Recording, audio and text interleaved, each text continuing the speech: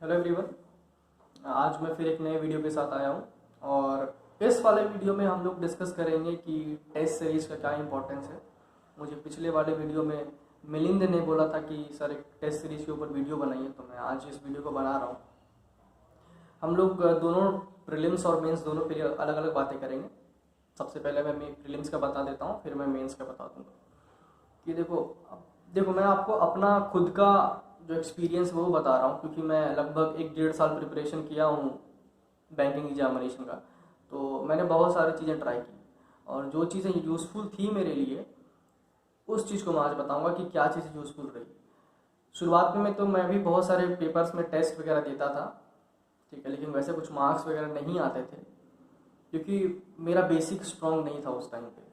तो सबसे पहले तो मैं ये सजेस्ट करूँगा कि टेस्ट आप तभी दें जब आपका बेसिक स्ट्रॉन्ग होने का मतलब है कि बेसिक कैलकुलेशंस आपको अच्छे से आना चाहिए। बेसिक कैलकुलेशन आपको आता है, ठीक है, वो तो श्योर है आपको आता ही है, लेकिन बैंकिंग में वो कैलकुलेशन नहीं ढूंढते। बैंकिंग में ढूंढते हैं कि आप किसी भी कैलकुलेशन को कितना फास्ट कर सकते हैं। तो ये इंश्योर कर लीजिए कि आपका कैलकुलेशन थोड़ा फास्ट हो, क्योंकि यूट्यूब पे बहुत सारे ऐसे वीडियोस हैं जो कि बेसिक कैलकुलेशन के ऊपर वर्क कर रहे हैं और आपको उससे फ़ायदा मिलेगा। आप यूट्यूब पे सर्च करेंगे तो, ठीक है। और बात रही जब बेसिक कैलकुलेशन के साथ और क्या क्या चीज़ें स्ट्रांग होनी चाहिए आपकी टेस्ट देने से पहले। टेस्ट देने से पहले बेसिक तो स्ट्रांग होनी चाहिए। बेसिक स्ट्रांग रहेगा तभी आपका जो है इफ़िशियंसी है वो बढ़ेगा। उसके बाद कुछ जो स्कोरिंग सब्जेक्ट्स मैंने पिछले वाले वीडियोस में बताए थे कि कौन कौन से स्कोरिंग टॉपिक्स हैं, उसके ऊपर वर्क करना बहुत ज़रूरी है। जैसे कि मैथमेटिक्स में मान लेते हैं हमारा number series, quadratic equations, DI, approximation, ये सब स्कोरिंग है ना, इसमें आप 100% स्कोर कर सकते हैं, ठीक है, और बहुत कम समय में स्कोर कर सकते हैं। रीजनिंग में मान लेते हैं हम लोग सैलोजिज्म हो गया, इनइक्वालिटीज़ हो गए, कोडिंग डिकोडिंग हो गए, जो वन लाइनर क्वेश्चंस हैं, ये सब टॉपिक्स क्या बहुत ही आसान है और बहुत ही ज़्यादा स्कोरिंग होता है। इसमें आपको गलती होने के चांसेस बहुत कम रहते हैं। तो ये सब टॉपिक जब आपका स्ट्रांग हो जाएगा तो आपको थोड़ा सा कॉन्फिडेंस मिलेगा, क्योंकि अगर आप मान लेते हैं कि आपका टॉपिक स्ट्रांग नहीं है, आप डायरेक्ट जाकर टेस्ट में बैठ गए, तो इससे क्या होगा कि मार्क्स नहीं आएंगे तो आप डीमोटिवेट हो जाएंगे तो वो थोड़ा सा दिक्कत करता है, ठीक है। तो इसीलिए टेस्ट टेस्ट ऐसा नहीं है कि आप टेस्ट देना शुरू किया और आपको मार्क्स आना शुरू हो जाएगा। टेस्ट देने से पहले ये इंश्योर कर लें कि आपका बेसिक पोर्शंस और जो स्कोरिंग पार्ट्स है वो स्ट्रांग रहे, ठीक है। तो ये चीज़ें होनी चाहिए। आपको एक क्रोनोलॉजी अपनाना पड़ेगा कि पहले हम लोग बेसिक स्ट्रांग करें, फिर जो स्कोरिंग पार्ट्स है, और फिर अगर समय बचता है हमारे पास तो जो पार्ट्स हमें मुझे डिफिकल्ट लगता है उसको हम लोग स्ट्रांग करने की कोशिश करेंगे। तो मुझे क्या था कि मैं टेस्ट सीरीज से मुझे कुछ प्रीलिम्स में वैसा फ़ायदा हुआ नहीं। मुझे जिस चीज़ से फ़ायदा हुआ वो मैं बता रहा हूँ आपको। तो क्या है कि यूट्यूब पे जो है बहुत सारे चैनल्स हैं जो कि एग्ज़ाम से 1-1.5 महीना पहले क्या करते हैं, वो क्रैश कोर्स निकालते हैं, ठीक है। उस क्रैश कोर्स में वो लोग करते क्या है कि जैसे तीनों सब्जेक्ट्स है हमारा प्रीलिम्स का, मैथ, रीजनिंग और इंग्लिश, तो तीनों सब्जेक्ट से क्या करते हैं वो लोग क्वेश्चंस प्रैक्टिस करवाते हैं। एक तरह का हमारा हो गया क्विज टाइप का। तो उसमें क्या होता है कि वो 45 मिनट का एपिसोड रहता है। एक एपिसोड में लगभग 12-15 क्वेश्चंस रहते हैं। तो वो लोग क्या करते हैं, हमें क्वेश्चंस देते हैं और टाइमर लगाते हैं जो हम लोगों को उतने कम टाइम में सॉल्व करना है, और अगर हम लोग सॉल्व नहीं कर पाते हैं तो फिर वो लोग क्वेश्चन को डिस्कस करते हैं। तो इसमें देखिए क्या क्या फ़ायदे हो सकते हैं आपको। इसमें फ़ायदे ये हो सकते हैं कि एक तो आपका टेस्ट भी हो जाएगा क्योंकि वो टाइमर लगा के देगा, और अगर आप लाइव देखते हो उसको तो आपको इंडिया लेवल पे टेस्ट हो जाएगा, क्योंकि इंडिया में से बहुत सारे लोग जुड़े रहते हैं उसमें, ठीक है। उसके बाद क्या होगा कि डिफरेंट काइंड ऑफ क्वेश्चंस आपको मिलेंगे। डिफरेंट काइंड ऑफ क्वेश्चन के साथ आपको मिलेगा तरीका, क्योंकि वो सॉल्यूशंस भी आपको बताएगा, तो आपको समझ में आएगा कि किस टाइप के क्वेश्चन को किस तरीके से सॉल्व करना है। तो ये मुझे ज़्यादा इफेक्टिव लगा और मुझे सबसे ज़्यादा फ़ायदा इसी से हुआ कि मैंने सारे क्रैश कोर्स वगैरह में देखा, और जिस क्वेश्चन को मैं नहीं बना पाता था उस क्वेश्चन का सोल्यूशन मैं देखता था कि किस तरीके से सॉल्व कर रहे हैं। क्योंकि जब आप ये देख लोगे तो वो, क्योंकि वो जो जितने भी क्वेश्चंस बनाते हैं ना, वो सब के सब डिफरेंट टाइप्स के रहते हैं, तो वो आपको ज़्यादा फायदा करेगा और number of questions, variety of questions आपको मिलेंगे जिससे कि आपका कॉन्सेप्ट बिल्डअप होगा। और वो सारे सब्जेक्ट्स में देता है, वो रीजनिंग में भी होता है, मैथ्स में भी होता है, इंग्लिश में भी होता है। और मान लेते हैं कि लगभग वो लोग जो है ना 20 एपिसोड्स हर एक सब्जेक्ट्स के बनाते हैं, तो 60 एपिसोड्स तो आपको हो गए एक चैनल से। अगर मान लेते हैं 2-3 चैनल से आप देख लेते हो तो 100-150 एपिसोड्स आपको मिल जाएंगे सिर्फ प्रीलिम्स की प्रैक्टिस करने के लिए। मुझे लगता है वो मोर देन इनफ है। लेकिन फिर भी अगर आप चाहते हैं इसके बाद करना प्रैक्टिस की, हाँ मैं टेस्ट सीरीज से भी करना चाहता हूँ, तो आप दे सकते हैं। बहुत सारे टेस्ट सीरीज अच्छे हैं। मैं किसी ऐसा कोई स्पेसिफिक टेस्ट सीरीज प्रीलिम्स के लिए मैंने नहीं लिया था जिससे कि लगे कि ये मैं बता सकूँ, ठीक है। तो आपको मैं बता देता हूँ, ओली बोर्ड है, बैंकर्स अड्डा है, टेक्स्ट बुक वगैरह है, ये सब के टेस्ट अच्छे आते हैं। जो कि क्योंकि मैंने देखा है इन सभी को टेस्ट को, मैंने कभी कभी 1-2 टेस्ट मैंने इनका दिया था, तो मुझे लगा कि सब ऑथेंटिक हैं, ठीक ठाक है, ठीक है। तो अगर आपको ट्राई करना है तो आप कर सकते हैं। लेकिन मैं आपको यही सजेस्ट करूँगा कि क्रैश कोर्स वाले वीडियोस को आप देखिए, ठीक है। यही सब जितने भी नाम लिया मैंने, ये सब क्या करते हैं, क्रैश कोर्स निकालते हैं अपना 1-1.5 महीना पहले, ठीक है। उससे क्या होता है कि प्रैक्टिस भी बन जाती है, क्वेश्चंस के वैराइटीज भी मिल जाते हैं और थोड़ा नॉलेज भी मिल जाता है, कॉन्फिडेंस भी बढ़ जाता है, ठीक है। तो ये प्रीलिम्स का पूरा फंडा था कि प्रीलिम्स में आपको करना क्या है। प्रीलिम्स सबसे पहले मैं फिर से रिपीट कर देता हूँ, प्रीलिम्स का टेस्ट देने से पहले आपको 2-3 काम करना है। पहला आपका बेसिक स्ट्रॉन्ग करना है।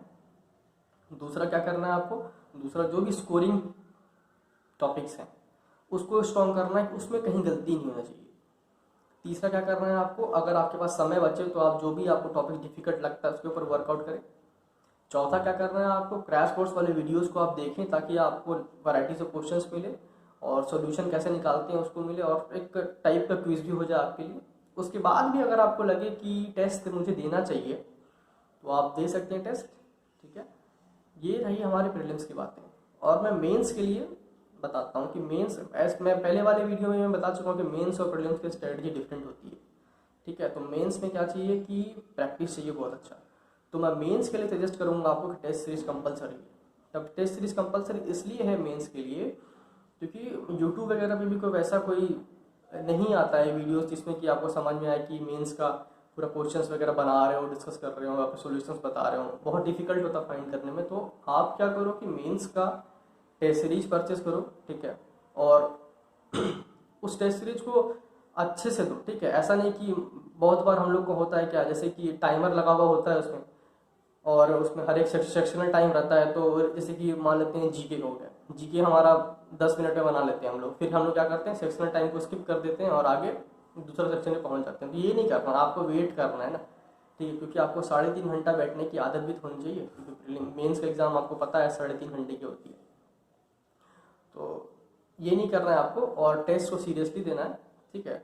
और कोशिश यही करना है कि टेस्ट का एनालिसिस भी करें, क्योंकि मैं जब टेस्ट दे रहा था तो मैं 7-8 टेस्ट दिया था, जिसमें से कि सारा का तो मैं एनालिसिस नहीं कर पाया था, 4-5 का मैंने किया था।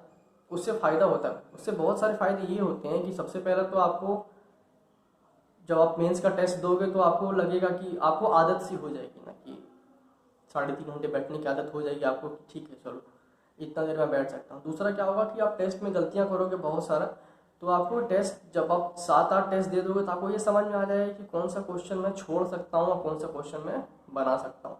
और ये बहुत ही इंपॉर्टेंट है मेंस के प्रिपरेशन के लिए। जब आप मेंस का एग्ज़ाम दोगे तो क्वेश्चन बनाने से ज़्यादा इंपॉर्टेंट है क्वेश्चन छोड़ना। आपको ये आना चाहिए कि हमें कौन सा क्वेश्चन छोड़ना है, क्योंकि अगर आप गलत क्वेश्चन में फंस गए तो वो 3-3.5 घंटे भी जो है कम पड़ जाएंगे आपको। इसीलिए टेस्ट मेंस के लिए मैं बोलता हूँ बहुत ही ज़रूरी है। और जब आप टेस्ट दोगे तो ये आपको समझ में आ जाएगा कौन सा क्वेश्चन में बना सकता है, कौन सा क्वेश्चन में छोड़ सकता है। इससे क्या होगा, जब आप मेंस एग्जाम में बैठोगे तो आप सबसे पहले उसी क्वेश्चन को हिट करोगे जो आप बना सकते हो, सोचोगे नहीं ज़्यादा आप। तो आप सबसे पहले क्या कि एक लाइन से सारे क्वेश्चन हिट कर लो जो आप बना सकते हो। उसके बाद आप वापस आओगे और फिर आप सर्च करोगे कि जो मैं बना सकता हूँ लेकिन मैं उसको ढूंढ नहीं पाया, वैसे क्वेश्चन को आप हिट करोगे। तो ये एक रिपीटेशन होता है। पहले आप वैसे क्वेश्चन को हिट किए जो कि आपको लगा तुरंत बन जाएगा, दूसरे बार में वैसे क्वेश्चन को हिट किए जिसमें लगा कि इसको बना सकते हैं लेकिन थोड़ा सा समय लगेगा, उसको हिट किया आपने। तीसरी बार में क्या होगा कि जो डिफिकल्ट क्वेश्चन जो आपको लगेगा कि नहीं बन सकता लेकिन समय है आपके पास तो फिर भी आप ट्राई करेंगे, उसमें क्या होगा कुछ ना कुछ 1-2 क्वेश्चन आपसे बन जाएगा, ठीक है। तो इस टाइप का ऑर्डर हमें फॉलो करना है, और ये सब तभी आपको होगा जब आपका प्रैक्टिस रहेगा, आपके पास कॉन्फिडेंस रहेगा। तो अगर आपको प्रैक्टिस करना है तो मैंने जो किया था, मैंने ओली बोर्ड का जो है टेस्ट परचेज किया था मेंस के लिए, क्योंकि बस एक टेस्ट सीरीज ही बचता है मेंस के लिए कि मेंस का कंटेंट देने के लिए, क्योंकि और भी बहुत सारे जगह पे कंटेंट मिलना बहुत मुश्किल हो जाता है। तो सजेस्ट मैं यही करूँगा कि प्रीलिम्स के लिए आपके पास बहुत सारे कंटेंट अवेलेबल हैं, ठीक है। अगर आप चाहें तो बिना टेस्ट के भी प्रीलिम्स को आप दे सकते हैं, क्योंकि क्रैश कोर्स में, लेकिन हाँ ऐसा नहीं कि टेस्ट नहीं देना है का मतलब कि सब कुछ छोड़ के बैठ जाना, नहीं। टेस्ट नहीं देने का मतलब ये है कि आपको टेस्ट परचेज करने की जरूरत नहीं है। बहुत सारे टेस्ट या हो गया या फिर क्रैश कोर्स हो गया जो फ्री ऑफ कॉस्ट आपको यूट्यूब पे मिल जाएंगे, तो आप उससे प्रैक्टिस कीजिए, वो ज़्यादा इफेक्टिव रहेगा। लेकिन उसके बाद भी अगर आपको टेस्ट देना है तो डेफिनेटली आप दीजिए, कोई दिक्कत नहीं है। लेकिन मेंस के लिए टेस्ट सीरीज इंपॉर्टेंट है, क्योंकि टेस्ट सीरीज ये कि आपके पास ऑप्शन बचता है जिससे कि आप अच्छे से प्रिपरेशन कर सकते हैं मेंस के लिए, क्योंकि और कहीं तो आपको कंटेंट मिलने वाला है नहीं, तो आपको सोनली टेस्ट सीरीज के ऊपर डिपेंड करना पड़ेगा। और टेस्ट सीरीज जब आप बनाएं तो आपको आप ये चीज़ का इंश्योर कर लें कि जब आप टेस्ट खत्म कर लें तो जो जो क्वेश्चन आपसे बन सकते हैं दोबारा समय थोड़ा दे करके, सारा टेस्ट देना जरूरी नहीं है। एक ही टेस्ट को अगर आप बहुत अच्छे से देते हो तो मोर देन इनफ है, ठीक है। सारा टेस्ट देना जरूरी नहीं है, लेकिन एक टेस्ट 4-5 टेस्ट आपको ऐसा देना चाहिए, आप ऐसा दें कि लगे ना कि नहीं टेस्ट भी दिया मैं और एनालिसिस भी किया मैं। इससे क्या होगा, कॉन्फिडेंस आपको बूस्टअप हो जाएगा।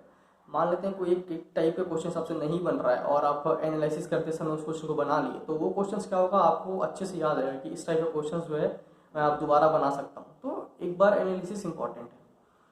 तो यही था वीडियो जिसमें कि मैंने प्रीलिम्स और मेंस के टेस्ट सीरीज के बारे में डिस्कस किया। और अगर आपको आगे भी कोई भी डाउट होता है तो मुझे कमेंट सेक्शन में बताइए कि सर इस टॉपिक पे बातें कीजिए, तो मैं उस टॉपिक पे एक इंडिविजुअल वीडियो बना करके आपको मैं यूट्यूब पे अपलोड कर दूंगा। और लॉकडाउन चल रहा है अभी, सेफ रहिए और प्रिपरेशन करते रहिए। लॉकडाउन का फ़ायदा उठाइए, एडवांटेज उठाइए, क्योंकि अभी के समय में सब कुछ बंद है, तो समय भी आपके पास बहुत ज़्यादा है। तो इस समय का यूज़ कीजिए प्रिपरेशन करने में, क्योंकि बैंकिंग का आपको पता है नोटिफिकेशन कब आता है, एग्ज़ाम कब लेता है, कुछ समझ में नहीं आता। तुरंत नोटिफिकेशन आएगा, तुरंत पेपर ले लेगा, तो आपके पास समय नहीं बचेगा। तो इस लॉकडाउन का फ़ायदा उठाइए और प्रिपेयर कीजिए अच्छे से। Thank you.